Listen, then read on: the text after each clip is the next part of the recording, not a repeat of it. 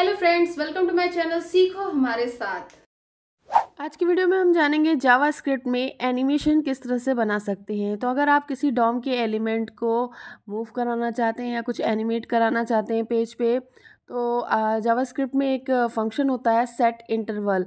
इसकी हेल्प से आप एनिमेट करा सकते हैं। इसमें दो पैरामीटर्स होते हैं। फंक्शन का नेम आपको देना पड़ेगा जिसमें हम वो काम कराएंगे कि जिस तरह से मूवमेंट आपको चाहिए, जो एनिमेशन चाहिए वो हम फंक्शन में लिखेंगे।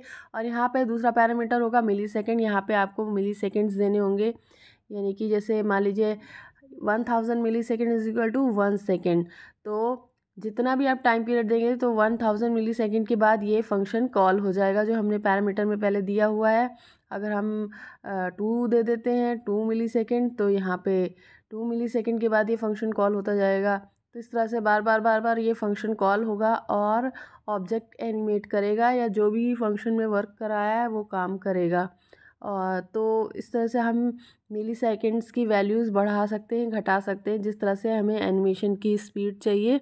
यहाँ पे इसकी वैल्यू को चेंज करके यहाँ पे पैरामीटर में मिली सेकेंड्स में ही वैल्यू दी जाती है। जैसे माने 2000 मिली सेकेंड दिया है तो ये 2 सेकेंड में फंक्शन को बार बार कॉल करेगा और वही वर्क परफॉर्म होगा। अगर आप इस सेट इंटरवल फंक्शन को रोकना चाहते हैं कि अब आगे नहीं वर्क करे, तो उसके लिए है क्लियर इंटरवल फंक्शन, उसका यूज़ कर सकते हैं।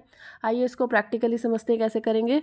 देखिए मैंने यहाँ पे एक HTML की फ़ाइल बनाई है और इसमें एक डिव ले लिया है और डिव की आईडी मैंने टेस्ट लगा दी है और यहाँ पे CSS में ये मैंने दे दिया है इसकी विड्थ, हाइट और इसका बैकग्राउंड रेड कर दिया है। और मैंने एक जावास्क्रिप्ट की फ़ाइल यहाँ पे अटैच की हुई है जिस पे हम अपना फंक्शन अभी लिखेंगे एनिमेशन के लिए। तो इस तरह से ये एक डिव बन गई है और इस डिव को हम एनिमेट करेंगे। तो आइए चलते हैं जावास्क्रिप्ट की फ़ाइल ओपन करके उसमें इसकी कोडिंग करते हैं। तो ये डिव मूव कैसे करेगी आइए देखते हैं। तो ये जावास्क्रिप्ट की फ़ाइल में मैं सबसे पहले अपना फंक्शन यूज़ करूँगी सेट इंटरवल। और इसमें मैंने आपको बताए थे 2 पैरामीटर्स डाले जाते हैं। पहले तो मैं फंक्शन एक नेम जो बाद में डिफ़ाइन करूँगी वो दे देती हूँ, एनिम।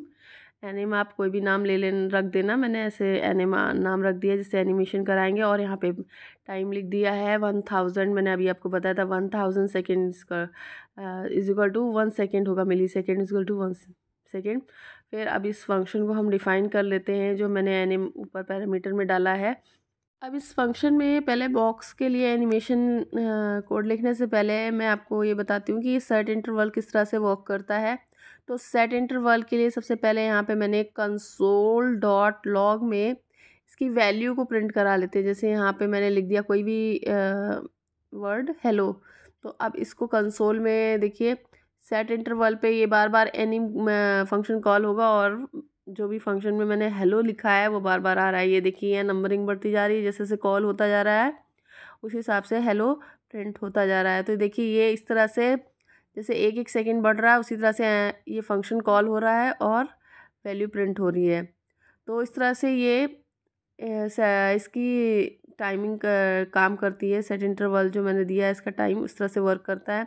अब वहाँ पे ऊपर एक मैंने वेरिएबल ले लिया है, उसकी वैल्यू 0 रख दी है और a equal to a plus 10 लिख दिया। अब यहाँ पे मैं a को प्रिंट करा देती हूँ, जो a की वैल्यू आप देखिए 10 20 30 इस तरह से 10 प्लस होता जा रहा है। तो इस तरह से ये वैल्यू दिखाता जा रहा है आगे। अब यहाँ पे जो a की वैल्यू लिए इसी को यूज़ करके ऑब्जेक्ट को टारगेट करेंगे। तो उसके लिए मैं a is equal a plus 10 इसी तरह रहने देंगे। और यहाँ पे ये जो कंसोल डॉट लॉग लिखा है ये तो मैंने आपको दिखाने के लिए बताया था, इसको हटा देते हैं। अब यहाँ पे टारगेट लेते हैं एक वेरिएबल। टारगेट में इस डिव की आईडी को टारगेट करेंगे। तो उसके लिए लिखना होगा where target is equal to document dot get element by ID. और यहाँ पे मैंने डिव की आईडी टेस्ट दी हुई है, एक बार चेक कर लेते हैं। जी हाँ, ये डिव की आईडी यहाँ पे टेस्ट दी हुई थी। तो यहाँ पे आईडी लिख देंगे डिव की, टेस्ट दे दिया मैंने। और फिर उसके बाद लिखेंगे टारगेट और इसको हमें ऑब्जेक्ट को आगे की तरफ मूव कराना है, यानी राइट की तरफ मूव कराना है। तो उसके लिए हमें लिखना होगा स्टाइल, फिर डॉट, फिर हमें यहाँ पे लिखना है मार्जिन लेफ़्ट, यानी आगे की तरफ मूव करता जाए। फिर इज इक्वल टू a, यहाँ पे टाइमर दिया है उसे टाइम के अकॉर्डिंग ये आगे मूव करे। ये हमने दे दिया है। अब यहाँ पे एक और चीज़ हमें लिखनी होगी, कितने पिक्सल मूव करे। वैल्यू तो दे दिया, उसके साथ हमें पिक्सल भी जोड़ने होंगे। तो उसके लिए हम यहाँ पे क्या लिखेंगे, पिक्सल के लिए प्लस px डबल कोट में, तो इतने पिक्सल आगे मूव करता जाएगा। अब इसको हम सेव कर लेते हैं और इसको रन करा कर देखते हैं। ये देखिए, ये अब 10 पिक्सल आगे की तरफ मूव होता जा रहा है राइट साइड में।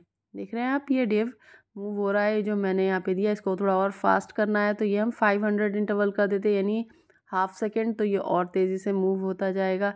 इसको और फास्ट करना चाहते हो 100 सेकेंड कर दिया, 100 मिली सेकेंड कर दिया, तो ये और फास्ट होने लगा। देखिए मूव, ये यहाँ पे स्क्रॉल बार भी आ रहा है, देखिए कहाँ तक आगे जा रहा है। तो स्क्रॉल बार से इस तरह मूव हो रहा है। इसको रिफ़्रेश करके भी एक बार देख लेते हैं। ये रिफ़्रेश करती हूँ मैं। ये देखिए, ये राइट साइड में इस तरह से एनिमेट होकर के मूव हो रहा है। इस तरह से इसको 10 कर देंगे तो ये और भी ज़्यादा फास्ट हो जाएगा। ये देखिए, एकदम से ही आगे चला गया, ये बहुत फास्ट हो गया। एक बार फिर से रिफ़्रेश किया, ये देखिए एकदम फास्ट मूव कर रहा है। तो इस तरह से आप टाइमर चेंज करके आप वैल्यू को, इसकी स्पीड को आगे पीछे बढ़ा सकते हैं। अब मान लीजिए जैसे हमें कभी रोकना है कहीं पे, तो मैंने उसको स्टॉप करने के लिए आपको एक फंक्शन बताया था, क्लियर इंटरवल। तो उसका यूज़ हम कैसे करेंगे वो समझते हैं। तो उसके अंदर हमें कंडीशन लगानी होगी कि कब ये स्टॉप कर जाए।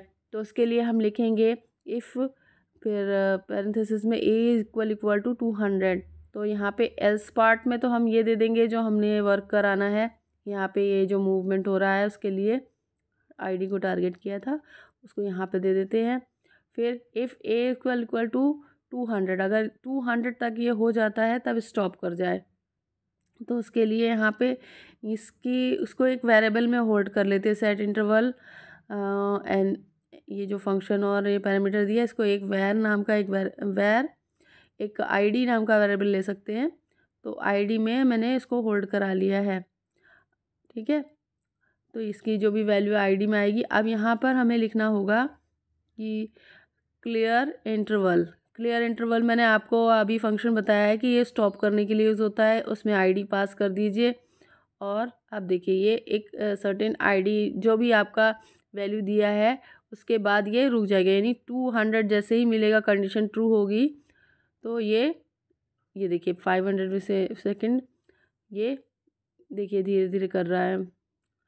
तो ये एक सर्टेन टाइम जो हमने कंडीशन में दिया है उसके बाद ये इंटरवल को क्लियर कर देगा और स्टॉप हो जाएगा। ये देखिए बीच में स्टॉप हो गया।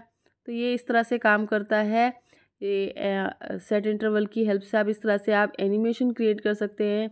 तो मैं आपको एक बार फिर से क्लियर कर दूँ, सेट इंटरवल के लिए आपको एक यहाँ पे पैरेंथेसिस में फंक्शन नेम देना होगा और यहाँ पे टाइमर देना होगा। जितना टाइमर देंगे वही उतने टाइमर पे ही उस हिसाब से ये जो आपने फंक्शन का नेम दिया है उसी को बार बार कॉल करता रहेगा और आपने फंक्शन में जो जो वर्क डिफाइन किया है, करने को बोला है, वो वर्क परफॉर्म होता जाएगा उतनी ही टाइमर के अकॉर्डिंग। तो देख लीजिए, और अगर आप उसको बीच में रोकना चाहते हैं तो इसमें कंडीशन दी हुई है मैंने इफ़, उसमें कंडीशन दे करके क्लियर इंटरवल की हेल्प से आप रोक भी सकते हैं उसे या डायरेक्टली भी रोक सकते हैं।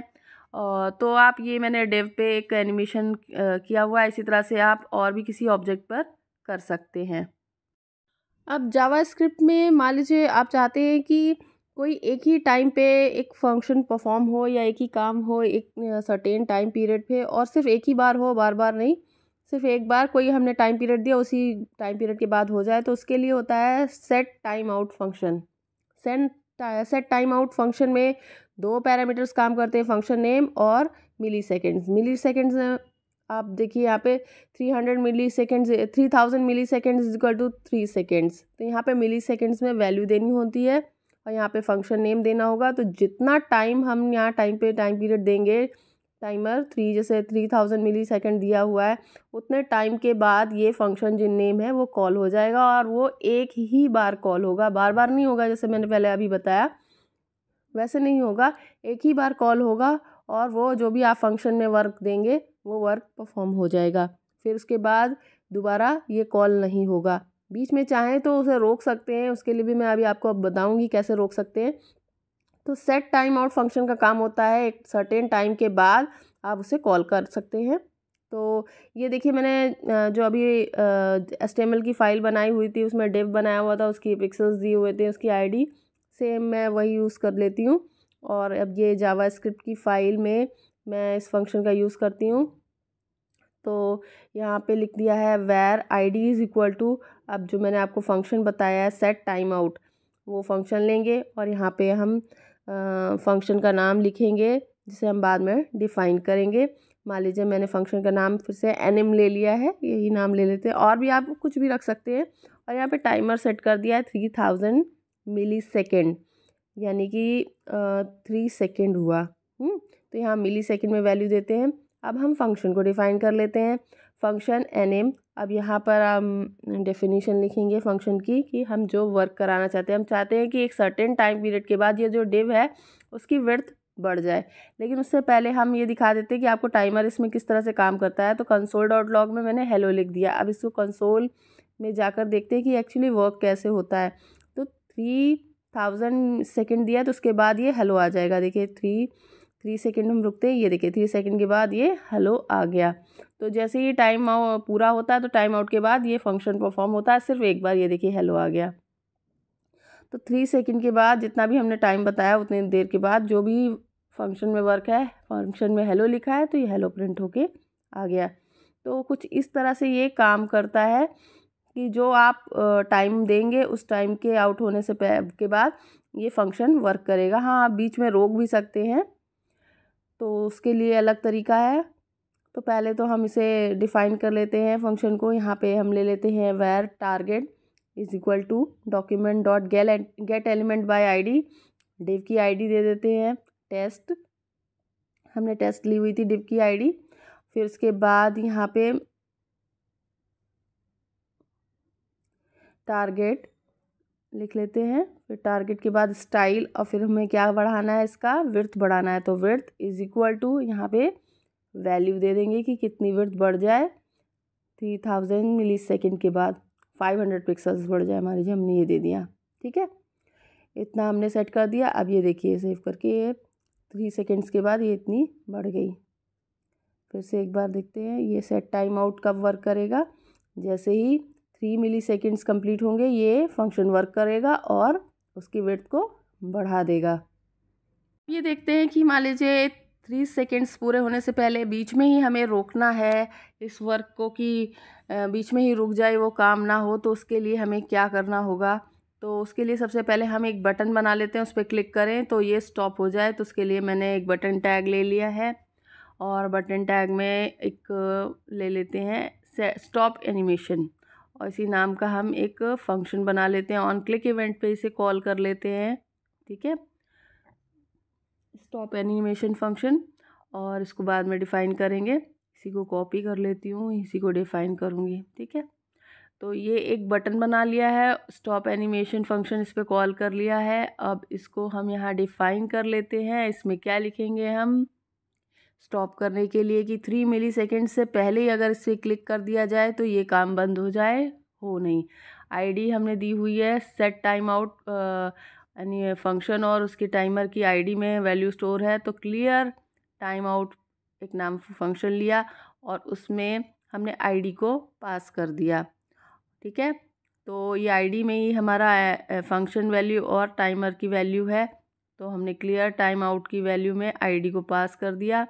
अब सेव करते हैं, इसकी वैल्यू थोड़ी और बढ़ा देते हैं 5000। तो अब देखिए 5 सेकेंड तक रुकेंगे, अगर उसके पहले ये देखिए 5 सेकेंड तक रुके तो ये बढ़ गई वेट, जैसे नॉर्मल। अभी हमने क्लिक नहीं किया, अब दोबारा 5 सेकेंड होने से पहले बीच में ही हम ये क्लिक कर दिया।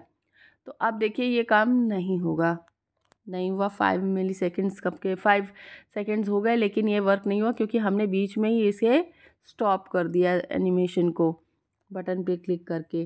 तो इस तरह से हम जब तक ये टाइम ड्यूरेशन दिया हुआ है उसके अंदर ही अगर हम बटन पे क्लिक करके एनिमेशन को स्टॉप कर देते हैं तो वो एनिमेशन नहीं होगा। हाँ, अगर 5 सेकेंड्स निकल गए और फिर आप बटन क्लिक कर रहे हैं तो वो वर्क नहीं करेगा क्योंकि टाइम आउट हो गया और वो एनिमेशन परफॉर्म हो जाएगा जो एक बार वर्क करता है।